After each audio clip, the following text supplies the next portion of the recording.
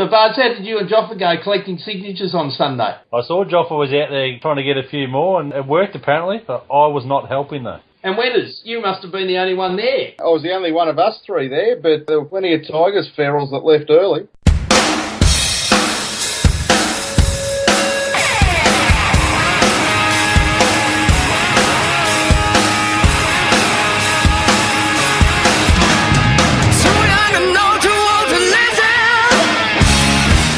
Well, let's get straight into it. Bards, a score.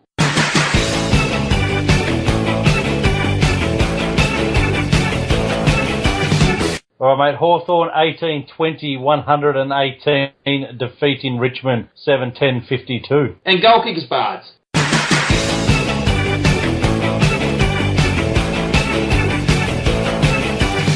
Rioli with 4, 2 each to Hale, Hodge, Gunston and Bruce, and singles to Lewis, Roughhead, McAvoy, Hill, Pioblo and Burgoyne. 11 goal kickers again. And it's good to see that Matthew Lloyd inspired Rioli to kick 4 this week. Correct. I think Adam said Rioli was taking the piss. He spent about 8 minutes taking the piss and just run amok.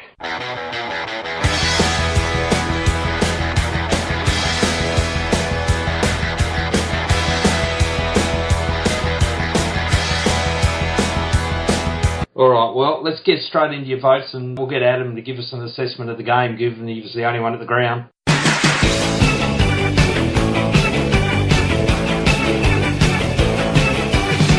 All right, votes. Really a raffle, but I've gone Rioli 5, Hodge 4, McAvoy 3, Mitchell 2, and another 1 to Will Langford for another good shutdown job. All right, well, that leaves our top 3 to be Mitchell with 13, Bruce with 11, and Rioli with 10. Beautiful work.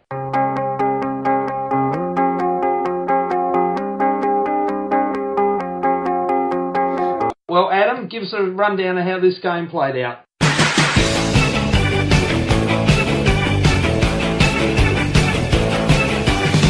If I'm really honest about it, you saw that I did tip the Hawks by a fair margin before the game, and that's pretty much how it panned out. To be brutally honest, though, the Tigers were very disappointing. Played Bruce free footy all afternoon. Langford made a mess of Cochin, as he's done with a couple of big names so far this season already. Really impressed with Hallahan's game, and it was just business as usual. The game was over pretty early, and then they just built on the percentage. With a guy like Hallahan coming in, and Bards and I touched upon it last week, Wetters, where's that leave Sewell? Oh, look, fair question, given that we do have some depth, but, you know, that's only a question that's going to be answered if we get into September and we have no injuries to our midfield, which is unlikely. I think Sewell will be in the mix once he gets a couple of games at Box Hill. I'm certainly not going to write off a guy like Brad Sewell, who has been very good for Hawthorn for a long time, particularly in big games. Yeah, he's a finals player, and I think they'll get games into him once he's fit. He might be in and out, but they'll make sure he's right to go if they decide he gets a nod in September, that's for sure. Yeah, agree with that.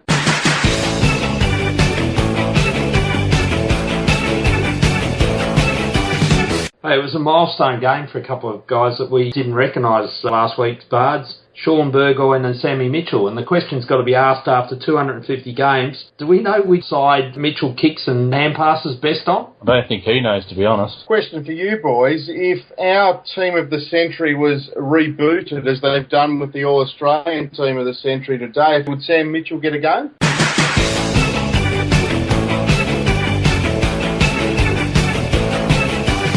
I think you'd have to. He is just awesome. Yeah. I had an interesting discussion the other night. There was something on that footy flashbacks. They were talking about how when Sam Mitchell came to the club, he decided to follow Crawford around. And the bloke I was talking about too suggested that now he's probably better than him. And that's an interesting one, that one. Who's had the better career, Mitchell or Shane Crawford?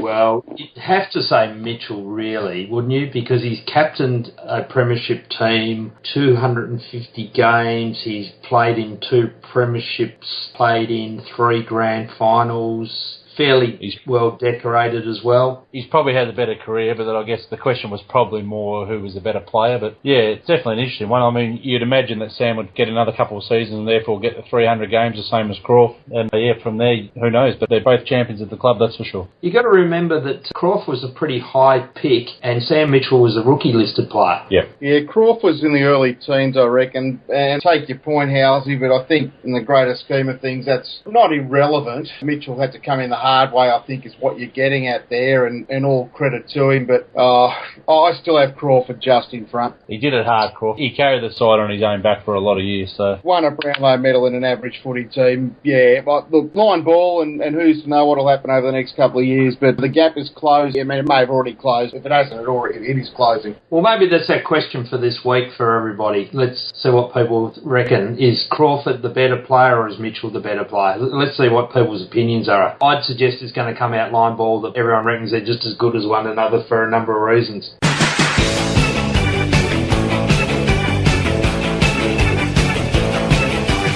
Bards, you got a blast? Indicated. Right shoulder up. Who? 1, 2, 3, 4. Left shoulder up. Who? 1, 2, 3, 4. I do, Grant, and you touched on it before when you used the word Matthew Lloyd and journalist together, which is not such a good idea. But yeah, this little article he wrote on Cyril, and alright, Matthew Lloyd had a few valid points. We know that Rioli's can be in and out of games, and we know that he can't run through the midfield like Gary Ablett because his hamstrings don't take the load necessary. But to pull out all these stats to try to show us how inconsistent, how bad he is, he missed one major stat, and that's that Rioli's second in the competition for score involvement since 2008. And that's for not average, that's for total score involvements. And when you consider that he has missed those games with his hamstrings as well, it's pretty impressive. So if you're going to talk about a half forward, you've got to do more than kicks and marks and even goals. You've got to look at what they contribute to the side, and I'm happy for him to have 10 to 15 a week if he's getting that many score involvement. So Matthew Lloyd, try someone else. Wedders, do you want to add to that? The only thing I would add to that is to echo to a point what Jason Dunstall said on the couch last night, and that was you'd take a dozen Rioli possessions forward of centre before you take 35 from just about anyone else in the midfield. You know, you look at the 2008 Grand Final, what did he have? 11 possessions and was probably in the top 5 in the Norm Smith voting. Every possession counts. I think you look at that game against Richmond, he kicked 4, and I think he only had 17 or 18 touches, but he went at 100% disposal efficiency on the day, laid a heap of tackles. The guy is awesome and just doesn't get the credit he deserves from people that just want to tear him down. We have no questions from the crew tonight, but I have got a few, and they're serious questions for you both, so it's not Ask Wedders. Let's just have a general chit-chat about things. Anderson's been put onto the long-term injury list. Wedders, what's going on there?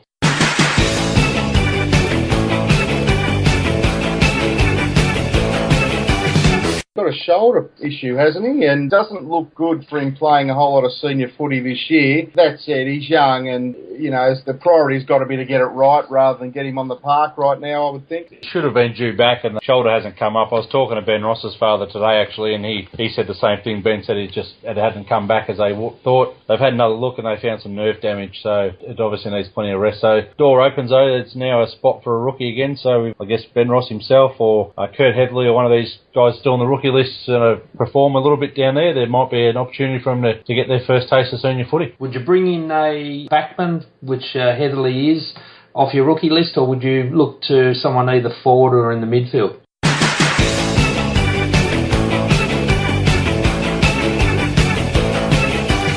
I think a couple of weeks ago when we looked like we were maybe a bit short down back, Headley might have been an outside chance. He still needs plenty of footy to learn the game, but as a pure just run with someone and get a punch in, he seems to be doing that pretty well. But at this stage, I'd imagine that they'd be looking for another midfielder to sort of consolidate there, but I don't think they will be promoting anyone until it needs to be done.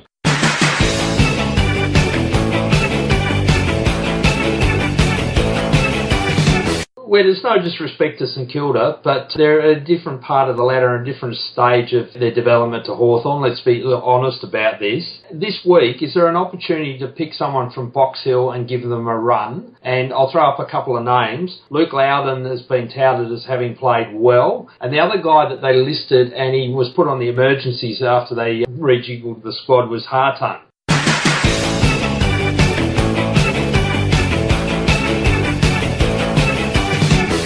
I'd be giving Hawthorn a game, and I think the extension of that question is who do you give a rest to, and I'd be looking to give somebody like a Jared Roughhead a week off. Just looks a little flat at the moment, but I'd be giving someone like Hawthorn a run for sure. I'd even consider Loudon, to be honest. David Hale could probably do with a week off. He's battled pretty hard. McAvoy got some form back last week. He's shown he's capable of, so if Loudon was to come in, he'd just have that second role going. They also obviously going to look at Shuey as well, so if you're going to rest Ruffy, you might even bring Shuey in and give him a run up forward. So yeah, it'd be interesting to see what we do. I think they won't mess around with it too much. We've got to buy in a couple of weeks for a rest as well, but it'd be interesting to see where they go. Just on that, you do tread a very fine line though. As you point out, Halsey, we are a bit ahead in our progress in Kilda, but it wasn't so many weeks ago that they towed up a Essendon side that most people consider to be pretty good. So you've just got to be a bit careful with it. And on Shuey, my understanding is he's still maybe a couple of games of Box Hill away. Adam, to that point, the final four or the top four is potentially going to look very different to what people expected 6-7 weeks ago. You got a view, given the way Port Adelaide are playing?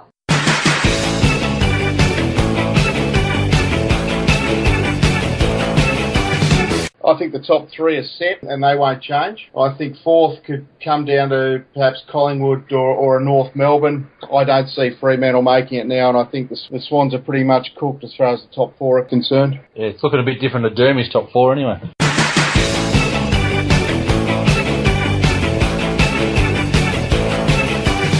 Now, Bards, I'll throw one in your way. Gibbo, is he going a bit overboard? He's been up for video scrutiny twice now in 7 weeks.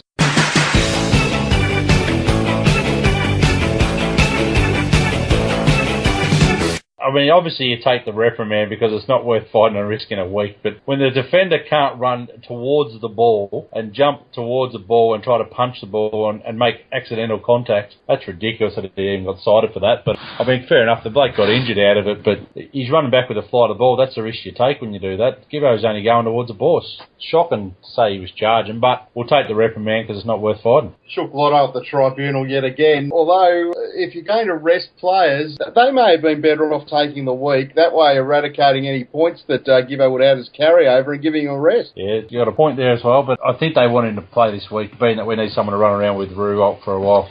Bards, does that reprimand rule him out of the running for the Bardside? Yeah, the fact that he's a defender probably rules him out of running for the Bardside the way I gave votes last year, but I've got him in the mix this year.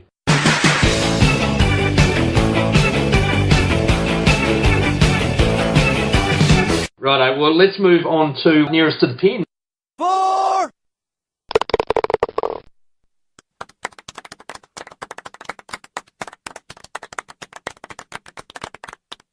And Wetters, to your point, you went high and you weren't too far off at 87. You were third. This week's winner was Alan Forsyth with 55. He was 11 off. So Alan was first, Sully was second on 20, and you were third on 21, and I'll put up how everyone's position on the site. But a few more contributing. It was good to see Mr. Langdon back as well. I think he got the home package from what I can tell, looking at all the different sites. He just watched the first 5 or 6 weeks worth of videos. Fair enough. Well, let's get into this game.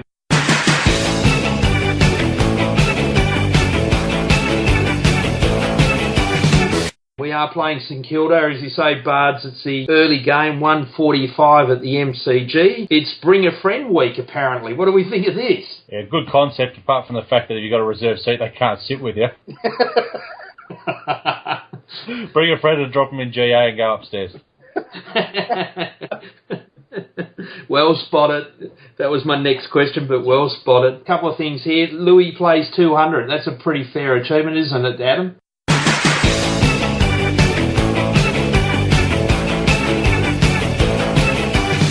Yeah, good play for a long time. Underrated, does a lot of the grunt work for the Hawks, a lot of unappreciated stuff outside of the club, and congratulations to the great man. And Bards, he was interviewed on Triple M. I didn't hear it, but it is on the Hawks site, and no doubt a lot of people have listened to it. But what I did hear prior to the interview was Eddie Maguire talking about how he reckoned that Lewis was probably our talisman. Yeah, he probably is a little bit. He had a good return to form on the weekend. I thought he actually started running a little bit harder, and he seemed to worry less about trying to punch bloke or, getting a scrap scraps and concentrated more on the footy, which is when he plays his better footy. So great effort. 200 games at this club is a good club to be in. There's a fair few blokes that have done that, and most of them are stars. So well done to him, definitely on the 200. He's like a good bottle of red, isn't he? He's maturing with age. Yeah, that's a fair call. It's interesting when you look at it. You come into that draft with Franklin and Roughhead, and he's the first one to 200 out of those boys. Obviously, that he hasn't carried the injuries that some of the others have, so good luck to him, and yeah, possibly a future captain. Well, let's make this observation. We swapped Nathan Thompson for the pick that got him. Yep, well, that's a good win in the end. Tomo was great for us, but he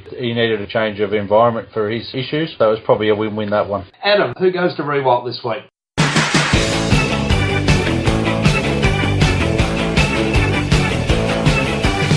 I think they've got to share it around a little bit depending on the makeup of the side. I wouldn't be surprised if Stratton was given a rest. Again, it depends on how close Sean Makers is, but I don't believe he'll play this weekend. But I think the load's got to be shared. The guy has got too big an engine for one guy to try and run with him all day. I've got a hell of a lot of respect for Nick Rewalt, and I don't really think there's a whole lot we can do to stop him other than drive some of the supply out of the middle. Yeah, I think you got to let him work up the ground, because with their current lineup, if he's getting the ball between centre half forward and the wing, they're not going to kick a lot of goals because they just haven't got much on the other end of it. So I think up the ground, obviously Gibbo will probably run with him when he needs to, and if he comes back closer to the goal, then Lakey will probably give him a chop out. But other than that, I guess it'll just, like you said, be shared around. I think Stratton might be carrying a slight injury, so he might be rested, as you said. So, Bards, is there anyone we need to worry about other than Rewalt? Or are we just going to watch a lot of good kids running around for St Kilda developing, and unfortunately you don't get to watch Eli Templeton? I'll let Adam answer that one. I think he's got a better understanding of St Kilda's list than I do.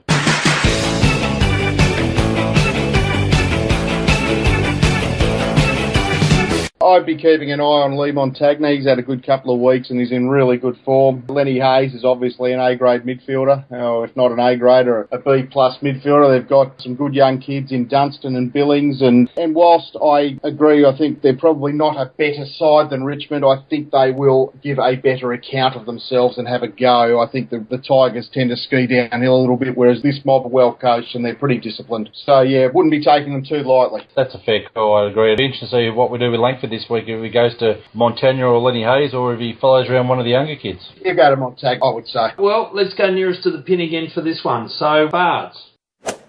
4! I'll go with 64 points. Wow. Weathers. 4! I'll go with 28 points. And I'm with 4! 57. So, on that, go Hawks. Go Hawks.